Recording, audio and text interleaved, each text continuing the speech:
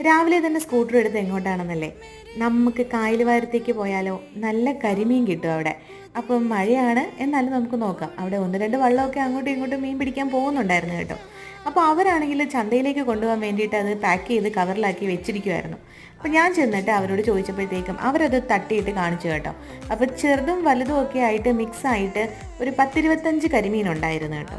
അപ്പം അത് ഞാൻ അവരുടെ അടുത്ത് വില പറഞ്ഞപ്പോൾ അവർ 1200 രൂപയാണ് പറഞ്ഞത്. പക്ഷെ ഞാനതിന് 900 രൂപ പറഞ്ഞ് വാങ്ങിച്ചിട്ടുണ്ട് കേട്ടോ. വീട്ടിൽ കൊണ്ടുവന്നപ്പോഴത്തേക്കും അത് പിടയ്ക്കുന്നുണ്ട്, കുറേയൊക്കെ പിടയ്ക്കുന്നുണ്ടായിരുന്നു കേട്ടോ. അത് കൊണ്ടുവന്നിട്ട് നമുക്ക് ഒന്ന് തൂക്കി നോക്കാമെന്ന് ഞാൻ വിചാരിച്ചു. അപ്പോൾ എത്ര കിലോ ആണ് നമുക്ക് കിട്ടിയെന്ന് അറിയണ്ടേ?